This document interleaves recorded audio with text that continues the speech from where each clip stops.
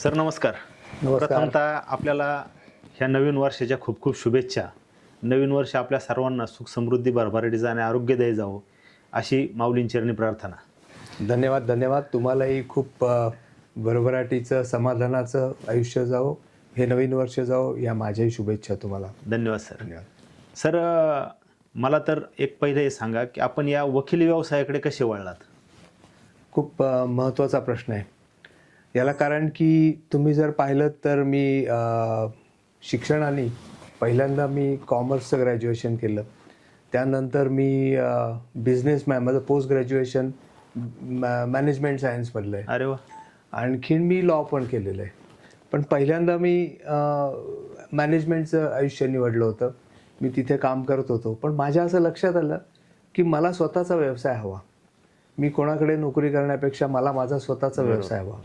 मग ह्या विचारातनं मी असं ठरवलं की नाही, आपण वकील आहोत तर आपण वकिली पेशा केला पाहिजे.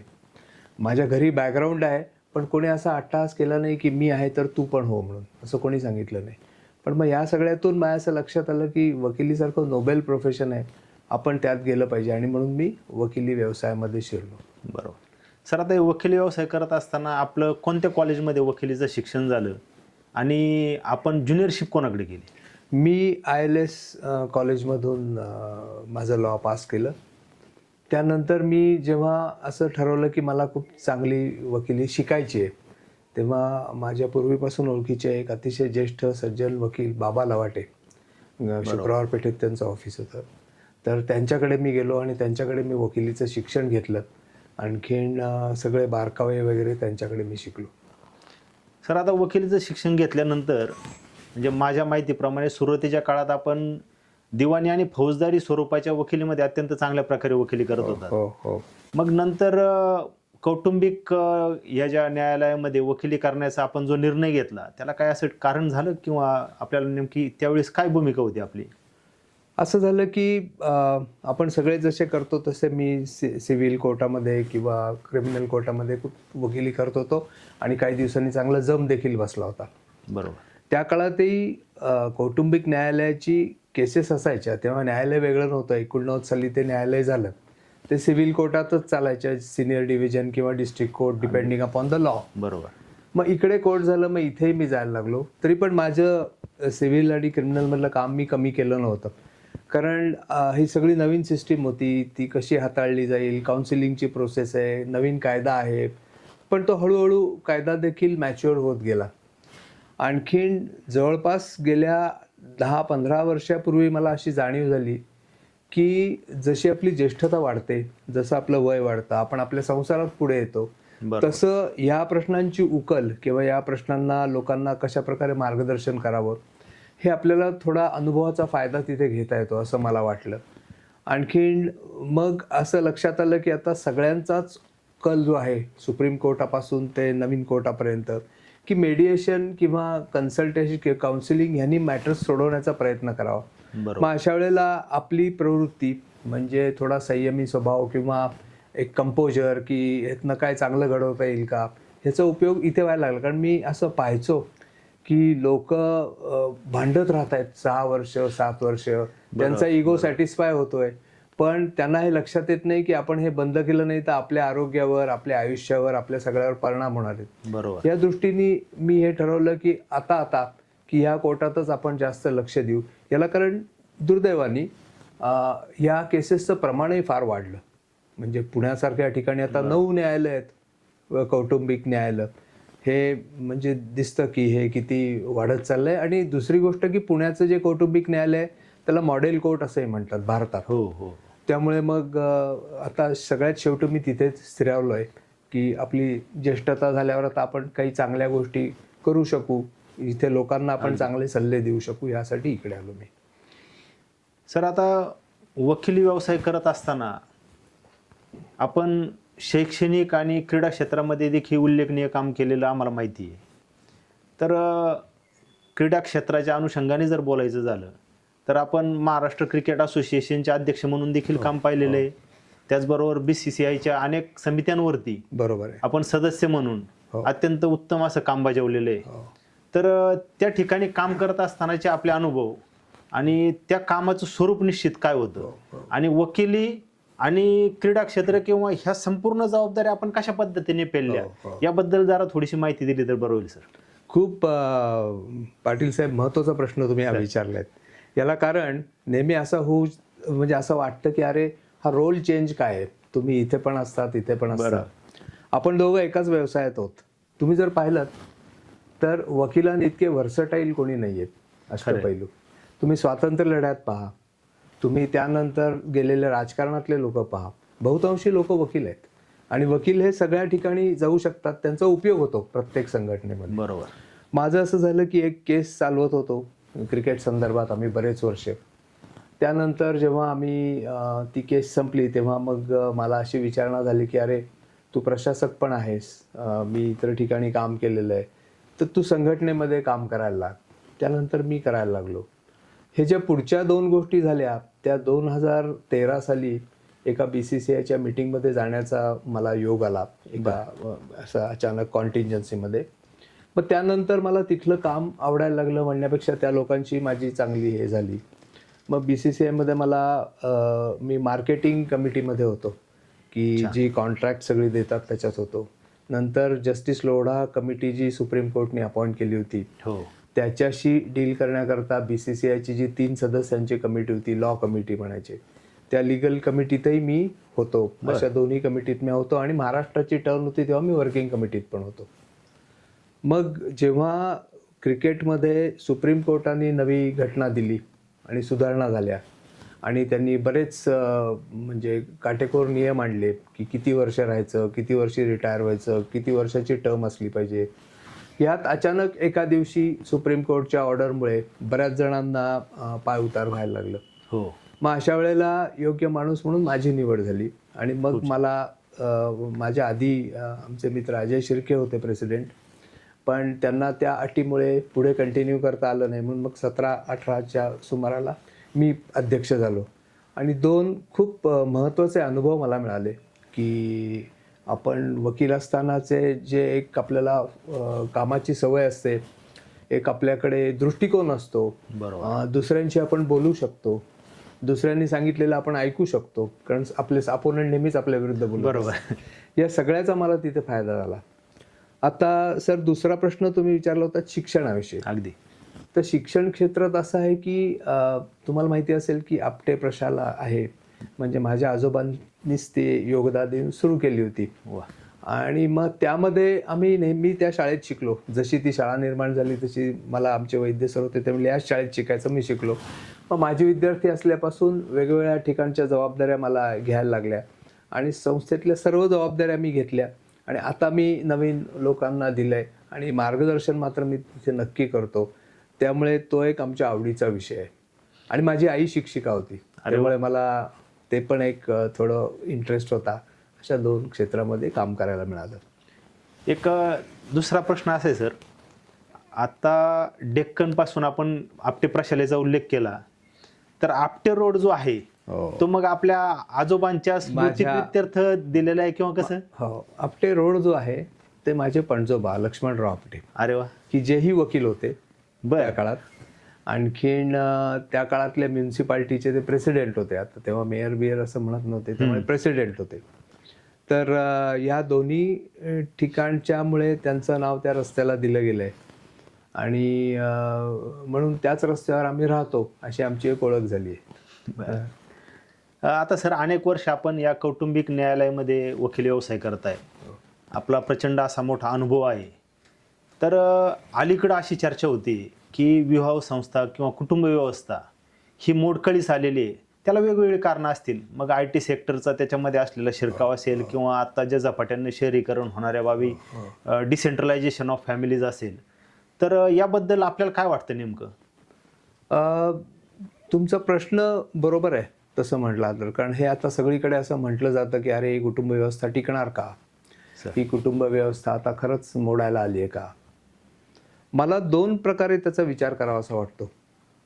पहिला भाग असा आहे की पूर्वी ही असमाधानी जोडपी होतीच, बरोबर, खूप होती, पण there was no chance for them to surface. हा डिस्प्यूट सरफेस होत नव्हते. आता कायदा खूप सुलभ झाला आहे आणि दोघंही सुशिक्षित आहेत, दोघंही इंडिपेंडंट आहेत, दोघांकडेही पैसे असू शकतात. तर मग जी असमाधानी आहेत, ज्यात कोणाला तरी त्रास होतोय, अशा त्या केसेस फाईल व्हायला लागल्या. हा एक पार्ट झाला, पण म्हणजे तेवढंच कारण आहे असं मला वाटत नाही. दुसरं असं झालं आहे की आता जशा जशा पुढच्या पिढ्या यायला लागल्या आहेत तसं असं लक्षात येतं की त्या सगळ्यांना मोठा स्ट्रेस आहे. म्हणजे तुम्ही पाहाल तर आपण अगदी लहान होतो तेव्हा मी 40व्या वर्षी कुठे पोचलो असून हा कधी विचारच केला नव्हता. काय करणार हाही शाळेत विचार केला नव्हता. खरंय. आता मुलांना शाळेपासून कॉम्पिटिशन आहे, कुठल्या शाळेत तुला ॲडमिशन मिळेल, त्यानंतर तू कुठल्या कोर्सला जाशील, त्यानंतर तू परदेशात जाशील का इथे राहशील, अशा सगळ्या गोष्टी त्यांना आहेत. बरोबर. आणि मग तो स्ट्रेस ऑलरेडी त्यांच्या मनावर आहे. दुसरं काय झालंय, ते जिथे काम करतात तिथे टार्गेट्स आहेत. त्यामुळे त्यांना त्या टार्गेटची पण सारखी सवय लागली. या सगळ्याची परिणिती म्हणून त्यांचा पेशन्स खूप मोठ्या प्रमाणात गेलेला आहे. म्हणजे नातं टिकवून ठेवण्यासाठी काही वेळेला थोडा पेशन्स दाखवायला लागतो, तसं त्यांच्याकडे राहिला नाही. खरंय. दुसरं झालंय की माध्यमांचा प्रभाव खूप मोठा वाढलाय. म्हणजे एका क्षणात इथून तुम्ही परदेशात पोचता, तुम्ही त्या मित्रांशी काहीतरी चर्चा करत असता. बरोबर. आणि एक कारण असं घडलं की ती माध्यमं वापरताना तू तिचा फोटो का लावलास, तू त्याचं हे का केलंस, मला तुझी जुनी ईमेल सापडली आहे, हे पण सगळं आता एक नव्या प्रकाराने सुरू झालं. बरोबर. दुसरं आपण असं म्हणतो अनेकदा की कुटुंब व्यवस्था म्हणजे आपलं एकत्र कुटुंब होतं तेव्हा खूप चांगलं होतं. आता काय झालंय की कुटुंब विभक्त आहेत आणि त्याखेरीज एक ॲडिशनल असं झालंय की या माध्यमांमुळे बाकीचे लोक जोडले गेलेच आहेत त्यांच्यात. तो एक इंटरफिअरन्स सुद्धा होऊ शकतो अनेकदा. बरोबर. दुसरं माझ्या एक लक्षात येतं की आता थोडीशी वृत्ती ट्रान्झॅक्शनल झाली. म्हणजे ट्रान्झॅक्शनल म्हणजे व्यवहारवादी प्रचंड झालेली आहे. त्यामुळे सगळे इतके पैसे दे तर भेटायला देईन, किंवा एवढे पैसे मी दिलेत तर मला अमुक अमुक पाहिजे, असे सगळे व्यवहार सुद्धा यामध्ये गेलेला आहे. आणि त्यांना उसंत नाही आहे कसलीच की ते जागच्या जागी संपवायचं आहे, आत्ताच्या आत्ता संपवायचं आहे. या सगळ्यामुळे त्यांच्या मानसिकतेवरही खूप मोठा परिणाम होतो. मी मध्यंतरी एकदा कुटुंब न्यायालयाच्या आमच्या सभेमध्ये सांगितलं होतं की जसे काउन्सिलर आहेत हो तसेच तुम्ही आता सायकॅट्रिस्ट सुद्धा ठेवा. याचा अर्थ कोणी वेडे झालेत असं नाही, पण त्यांच्याशी बोलून खूप वाद निवळतील असं मला स्वतःला वाटतं. तर ह्या सगळ्यामुळे ही संख्या वाढत चालली आहे. पण तरीही मी हे तुम्हाला ठामपणे सांगू शकतो की भारताची कुटुंब व्यवस्था ही काही अशी बिघडलेली नाही आहे. म्हणजे भारताची कुटुंब व्यवस्था अजूनही ठाम आहे. मोडणारे 1-2% असतील, पण बाकी लोक सुखासमाधानी राहत आहेत. प्रश्न सगळ्यांना येतात, समस्या येतात. बरोबर. आजही तुम्ही नातू आणि आजोबा, नात आणि आजोबा आजी ही कॉम्बिनेशन पाहू शकता. इतकी युरोपासारखी आपली किंवा अमेरिकेसारखी झालेली नाही आहे. बरोबर. म्हणजे ही कुटुंब व्यवस्था चांगली आहे. फक्त त्यांचं जे इम्प्रेशनेबल एज असतं, संस्कारक्षम वय, त्या वयात त्यांना ह्याची जाणीव करून दिली पाहिजे की अरे मोठी संस्था आहे. आणि इकडं आता मेट्रोजमध्ये लिव्ह इन रिलेशनशिप सुरू झाली, त्यातनं येणारे प्रश्न सुरू झाले. तर कुठेतरी आपल्या सगळ्यांनीच हा प्रयत्न करण्याची आवश्यकता आहे की योग्य वयात त्यांना ह्याची जाणीव होईल की ही खूप मोठी संस्था आहे आणि तुम्ही असं त्याच्यासाठी जरा लक्ष द्या, थोडा टाईम डिव्होट करा. असं केलं तर, आणि म्हणून तेही तुम्ही म्हणताय तसं आता निर्माण झालं आहे. सर, अत्यंत एक चांगली बाब आपण या ठिकाणी सांगितली की जसे आपण काउन्सिलिंग करतो त्या धर्तीवरती सायक्रेटिस्टची जी आपण त्या माध्यमातून जर काही कन्सल्ट केलं त्या जोडप्याला तर निश्चित फायदा होईल असं आपल्या याच्यातनं आलं. मला एक आपल्याला असं सांगायचं की याबाबत आपण पुण्याच्या फॅमिली कोर्टामध्ये प्रॅक्टिस करता आणि राज्यभरात आपलं एक वेगळं वलय आहे नावाला. तर त्या अनुषंगाने हायकोर्ट किंवा ह्या फॅमिली कोर्टामध्ये आपण अशा पद्धतीची यंत्रणा फॅमिली कोर्टामध्ये ॲटलिस्ट ठेवावी अशा बाबतचं काही प्रयत्न केलेत? आता पुण्याचं जे कौटुंबिक न्यायालय आहे तिथेही प्रोव्हिजन आहे. फक्त ती रेग्युलर स्वरूपात व्हायला पाहिजे. तिथे कॉल केले जातात, सायकॅट्रिस्ट येऊन बोलवतात, इतर काही संस्था आहेत त्या देखील ते काम करतात. अशा प्रकारची सेवा तिथे दिली जाते. तो जर तुम्ही ॲक्ट पाहिलात, तुम्ही फार चांगल्या विषयावर आणलं मला. तुम्ही जर फॅमिली कोर्ट ॲक्ट पाहिलात तर त्याच्यामध्ये एक्सपर्ट एंगेज करण्याची प्रोव्हिजनच आहे की ते आणावेत, त्यांची सेवा उपलब्ध करावी, ती घ्यावी, असं पण आहे. त्यामुळे हा आता काय सांगू का की माणसाच्या मनात सुद्धा एक किलमिश आहे, टॅबो म्हणतो आपण जसं, की मी काय वेडा आहे का. तुम्ही किती सुशिक्षित माणसाला जरी सांगितलं की अरे तू गेलास तर बरं होईल, तुझ्याच फायद्याचं आहे, बरोबर. तर मला तुम्ही वेडा ठरवताय का, मी काय वेडा आहे का, तर वेडा असायची गरज नाही. मी आता नावं घेत नाही, पण प्रसिद्ध क्रिकेटपटू सुद्धा मानसोपचार घेऊन 1 महिन्याचा ब्रेक घेऊन परत येऊन मोठी रेकॉर्ड करू शकतो. वा. सुप्रसिद्ध बॉलिवूड नटी ओपनली म्हणू शकते की मला प्रॉब्लेम होता, मी ट्रीटमेंट घेतली आणि मी चांगली झाले आता. तर हा जास्त प्रमाणात आपण थोडा पब्लिसाइज केला पाहिजे आणि त्या दर्जाचे तज्ज्ञ देखील उपलब्ध असले पाहिजेत. वा. म्हणजे तेही अनुभवी असले पाहिजेत. माझं एक आता तुम्ही विषय काढलात म्हणून सांगतो, माझं असं मत आहे की पुढची 2 दशकं, next 2 decades will be ruled by counsellors and psychiatrist. वा. कारण तुम्ही खेळात लागतो, तुम्हाला रुग्णांना लागतो, तुम्हाला क्लायंट्सना लागतो, तुम्हाला शाळेमध्ये लागतो. बरोबर. शाळेमध्ये आहेत, सगळीकडे. आहेत. बोला. तर ह्याचा आपण उपयोग केला पाहिजे असं मला वाटतं. निश्चित सर, आपण खरं तर जे व्यक्तींमध्ये असे न्यूनगंड आहेत, आपण दिलेल्या उदाहरणावरून मला असं वाटतं की ते कमी होण्यासाठी निश्चित आपल्या सल्ल्याचा किंवा आपल्या मार्गदर्शनाचा फायदा होईल. पुढं सर जात असताना आता हे कृत्रिम बुद्धिमत्ता किंवा AI जे आपल्या याच्यामध्ये आलेले आहे, आपण पाहतो ChatGPT 5 व्हर्जन असेल किंवा अगदी जेमिनाय असेल, या माध्यमातनं ह्या माध्यमाकडे आपण कसे पाहता आणि याचा वकिलीमध्ये फायदा किंवा तोटा याबद्दल आपण जर सांगितलं तर बरं होईल सर. त्याच्याविषयी माझं मत असं आहे की ती आता अशी सिच्युएशन आली आहे की आपण मराठीत म्हणतो ना की सोडलं तर पळतं, धारलं तर चावतं, असं झालेलं आहे. येणारं नवीन तंत्रज्ञान आपण नाकारू शकतच नाही. बरोबर. म्हणजे तुम्ही पाहाल तर आपण आता डिजिटल कोर्टाकडे गेलोय, आपण व्हिडिओवर करतो, आपण ऑनलाईन फायलिंग करतो, आपण आता ट्रान्झिशनरी स्टेजवर आहोत, पण एक दिवस आपण बऱ्यापैकी पूर्ण ते व्हिडिओवर करू शकतो कोर्ट. हे जे तंत्रज्ञान आलंय हा भस्मासूर आहे. कुठलाही तंत्रज्ञान हा भस्मासूर असतो. तर ते कसं वापरावं याचंच फक्त आता ज्ञान लोकांना द्यायला लागेल. म्हणजे मी आता परत एकदा नावं न घेता अलीकडेच पंतप्रधानांचे जे इकॉनॉमिक ॲडवायझर आहेत त्यांनी असं स्टेटमेंट केलं की the biggest hurdle in economic growth is judicial system. आणि ते पुढे बोलताना असं म्हणाले की in years to come argument करायला वकील असण्याची काय गरज आहे. आता त्यावर अनेक केसेस झाले आहेत, कंटेम्प्ट जे काय व्हायचं ते होऊ देत, तो विषय लांब ठेवू. पण म्हणजे आता तुम्ही आणि मी जे शाळेमध्ये कॉलेजात घेऊन ज्ञान दिलं ते जर एका टॅपवर तिथे अवेलेबल असेल तर काय होईल. तर ह्याचा सगळ्याचा विचार केल्यावर असं लक्षात येतं की जिथे त्याचा सकारात्मक उपयोग आहे, कन्स्ट्रक्टिव्ह यूज, बरोबर, तो आपल्याला करावा लागेल. कारण आता सगळे मीडिया आपल्याला वापरायला लागतील, पण त्याच्या आहारी जाता कामा नये.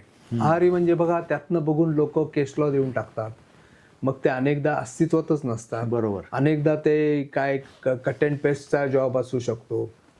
अनेक जणांना आता असं वाटायला लागलं की मला ड्राफ्टिंगसाठी कशाचीच गरज नाही, मी ते घेतो, पण त्या खूप वेळेला इतक्या चुकीच्या गोष्टी येतात त्यात. याला कारण की तुम्ही केसच्या फॅक्ट्स आत्मसात करणं, पूर्वी आपण जेव्हा शिकलो तसं असं म्हणायला लागलं की 96% फॅक्ट्स आहेत, बरोबर, मग तुम्ही कायदा काय वापरायचा ते करा. आता इथे जर तुम्ही नुसतंच काहीतरी आत टाकलं की मला अशी अशी एक केस बनवून द्या, ते बनवून दिली आणि ती घेऊन गेलात, तर ते खूप चुकीचं होईल. म्हणजे जिथे एकदम गरजेचं आहे छोट्या मोठ्या गोष्टींसाठी आणि जिथे सगळी माहिती तुम्हाला कळवायची असेल, बरोबर, त्यासाठी तुम्ही वापरलं पाहिजे. आणि कुठलंच क्षेत्र आता टाळू शकणार नाही. आता मेडिकल सायन्समध्ये आहे, लिगलमध्ये आहे, सगळ्या गोष्टींमध्ये ते येणार. फक्त ते खूप कॉशियसली वापरलं पाहिजे. बरोबर. आणि त्याला घाबरून पळून जाण्याऐवजी त्याच्याशी 2 हात करून त्यातल्या चांगल्याच गोष्टी राहतील हे बघितलं पाहिजे. निश्चित सर, खऱ्या अर्थानं म्हणजे संवेदनशीलता ही माणसाने स्वतःचीच वापरली पाहिजे, ती आपण विकत घेऊ शकत नाही, असा निष्कर्ष एकंदरीत आपल्या अगदी बरोबर. कारण संवेदनशील असल्याशिवाय चांगल्या प्रकारचा न्याय बाहेर येऊ शकत नाही. म्हणजे तो नोकर असला पाहिजे, तो मालक नसला पाहिजे. आपल्याकडे आहेच. दुसरं सर, आता हे AI तंत्रज्ञान असेल किंवा आत्ताच्या ज्या काय आपण अनेक जवळपास आपण 40 वर्ष प्रॅक्टिस करतात, तर आपण सुरू केलेली ज्युनियरशिप ते आजपर्यंतचा आपला टप्पा, याच्यामध्ये वकिली व्यवसायामध्ये जे काही बदल आपल्याला अनुभवले आपण, त्या बदलांबद्दल आपण जर काही सांगितलं तर बरं होईल सर. बदल ही न टाळता येण्याजोगी गोष्ट आहे. बरोबर. आणि बदल आहेत म्हणून आयुष्य आहे. म्हणजे आपलं वय सुद्धा बदलतच जातं. खरंय. तर हे बदल घडत जाणार आणि आपल्याला दिसतात ते खूपच मोठ्या प्रमाणात झालेत आणि त्या बदलाची गती आता फार मोठी झाली आहे गेल्या काही वर्षात. बरोबर. म्हणजे कोर्ट प्रॅक्टिस इथे जे एक पहिलं होतं की फक्त जायचं आणि सिव्हिल किंवा क्रिमिनल कोर्टात करायचं, त्याच्या आता 15 ब्रँचेस झाल्या वेगवेगळ्या. बरोबर. म्हणजे पार कॅट असेल, मॅट असेल, कॉपरेटिव्ह असेल, कन्झ्युमर असेल, फॅमिली असेल, एकाच कोर्टाचे खूप मोठ्या प्रमाणात डिव्हिजन झाल्या.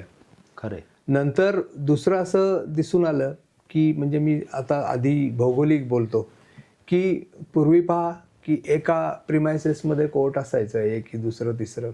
आता पुण्यातली कोर्ट सुद्धा सगळीकडे शिफ्ट होणार आहेत. हो. म्हणजे मॅजिस्ट्रेट कोर्ट्स एकाकडे जातील, येरवड्याला जातात, कॅन्टोन्मेंट कोर्ट दुसरीकडे ऑलरेडी गेलं, ते अजून तिसरीकडे जाईल.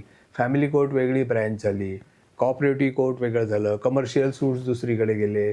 प्रत्येक तालुक्यागणिक त्यामधली मॅटर्स सगळी दूर होत गेली. तर हे आपल्याला लक्षात घेतलं पाहिजे की आता वकिलांना हे फोकस करायला लागेल की माझं लोकेशन हे मी इथेच काम करीन, सगळं मला करता येणार नाही. दुसरं म्हणजे महत्त्वाचा टँजिबल फरक जो दिसतो तो म्हणजे पक्षकार आणि वकील यांचे संबंध जे पूर्वी होते पूर्णच विश्वासावर होते. हो हो. आता टेक्नॉलॉजी वाढली आहे, गुगल आला, त्यामुळे अनेकदा तुमच्याकडे येताना ते आधी अभ्यास करून येतात. तो बरोबर अभ्यास असतो का चुकीचा असतो ते माहीत नाही, पण त्यांच्या एक फिक्स्ड नोशन असतात. बरोबर. तिसरी गोष्ट की या क्षणभंगूर आयुष्यामुळे त्यांचा विश्वास कोणावर किती असतो हेही पाहायला लागेल. बरोबर. त्यामुळे नवीन येणाऱ्या पिढीला हे बघायला लागेल की काही दिवस घाला तुम्ही की तुम्हाला काय करायचं आहे ते, पण त्यानंतर तुम्हाला हे ठरवलं पाहिजे की आपल्याला कोणत्या एरियामध्ये जायचं आहे आणि त्या एरिया स्पेसिफिक स्पेशलायझेशन्स आपण कशी डेव्हलप करू शकू. बरोबर.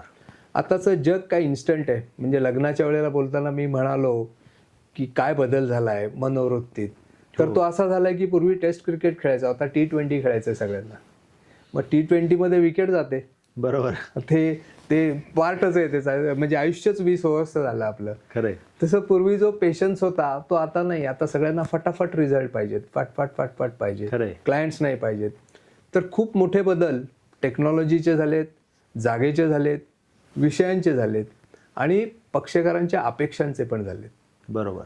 तर असं सगळं आहे. पण हे असूनही मला असं वाटतं की आपला व्यवसाय आज पूर्वीपेक्षा सगळ्यात जास्त तेजीत आपला आहे आज. खरंय. सर, ह्या ज्या ब्रँचेस आहेत, म्हणजे आता आपल्या चर्चेतनं पुढं आलं म्हणून की अनेक डॉक्टर असतील किंवा वेगवेगळे आर्किटेक्ट, इंजिनियर या फील्डमधली जी मंडळी आहेत आणि जी इस्टॅब्लिश आहेत त्यांची सुद्धा मुलं आज वकिली व्यवसायाकडे वळत आहेत. नक्की. म्हणजे हा निश्चितच आपल्या दृष्टीने किंवा वकिलीच्या दृष्टीने चांगला सिम्पटम आपण मानला पाहिजे. तर हा जो बदल आहे याच्याकडे आपण कसं पाहताय?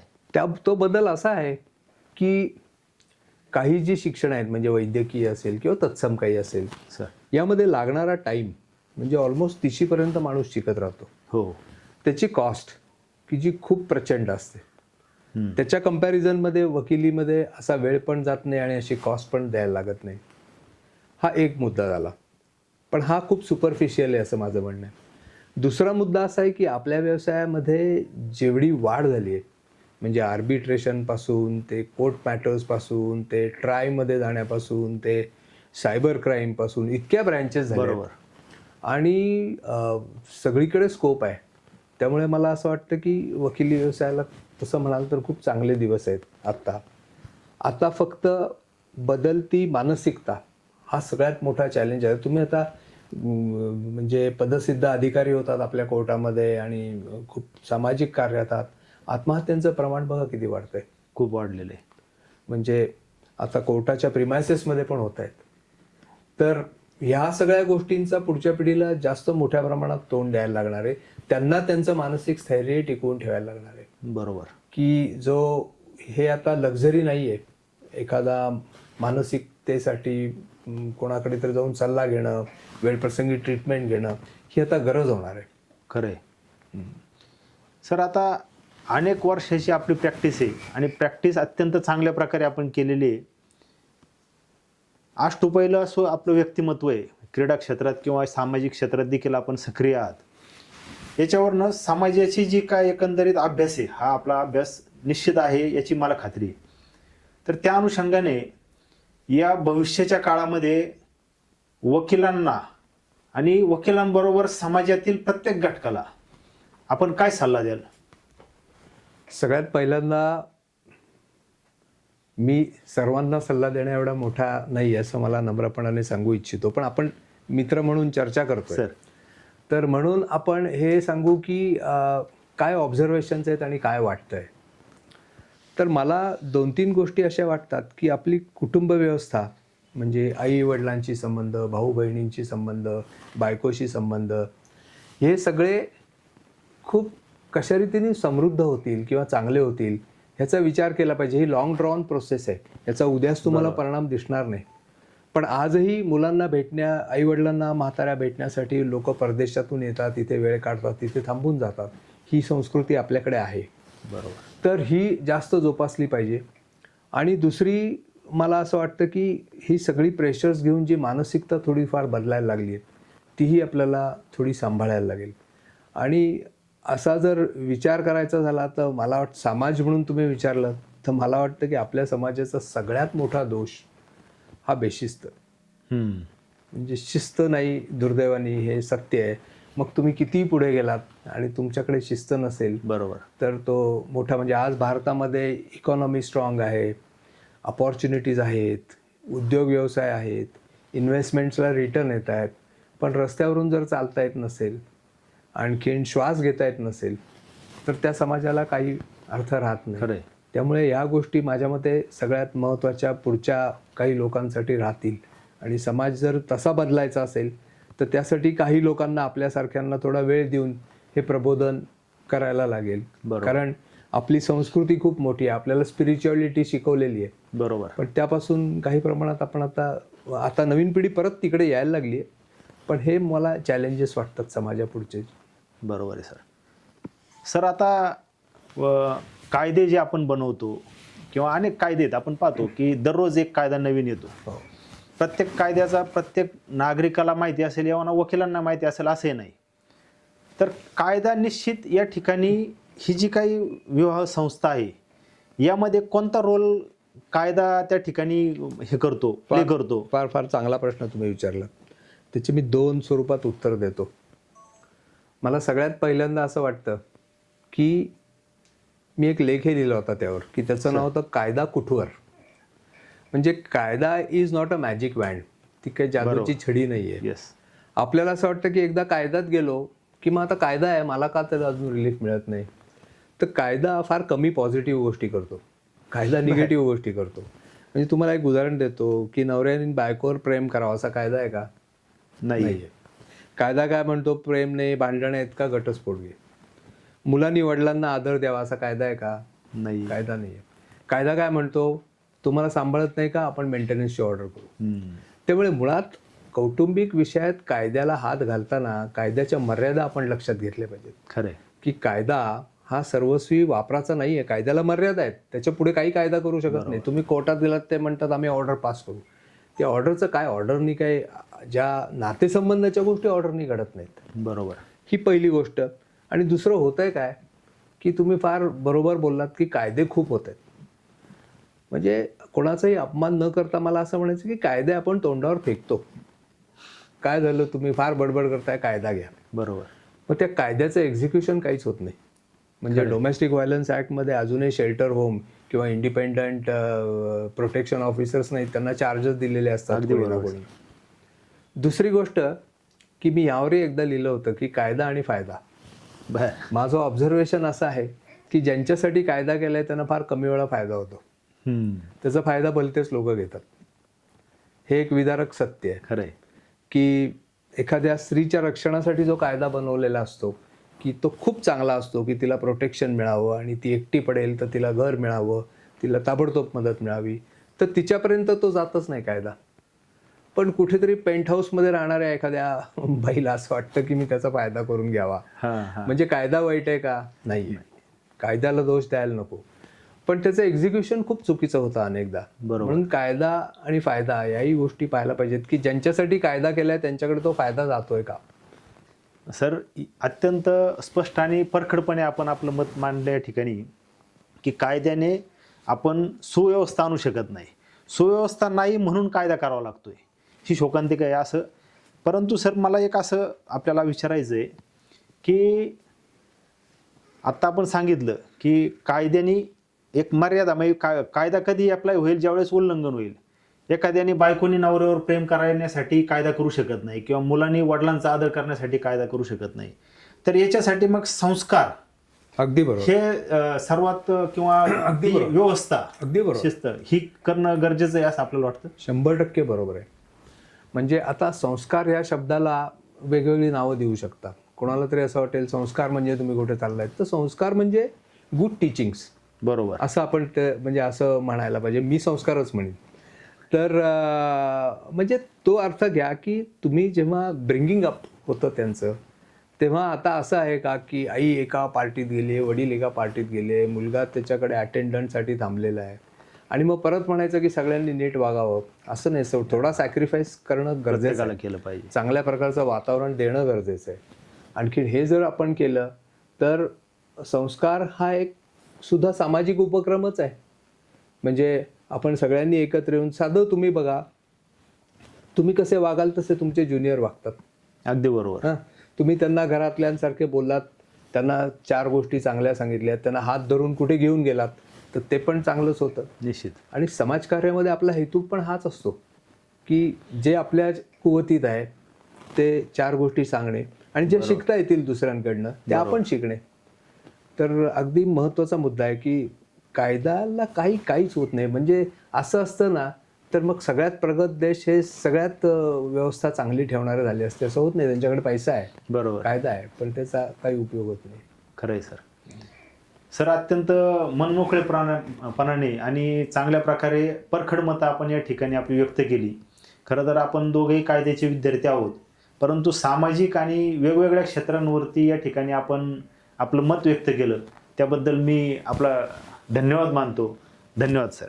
धन्यवाद. खूपच मला आवडलं. म्हणजे तुम्ही ज्या प्रकारे मला प्रश्न विचारले तर विषय सगळीकडनं तो मला मांडता आला, त्याबद्दल मनःपूर्वक तुमचे आभार. तुम्हाला तुमच्या भविष्यासाठी खूप साऱ्या शुभेच्छा. खूप धन्यवाद. खूप धन्यवाद.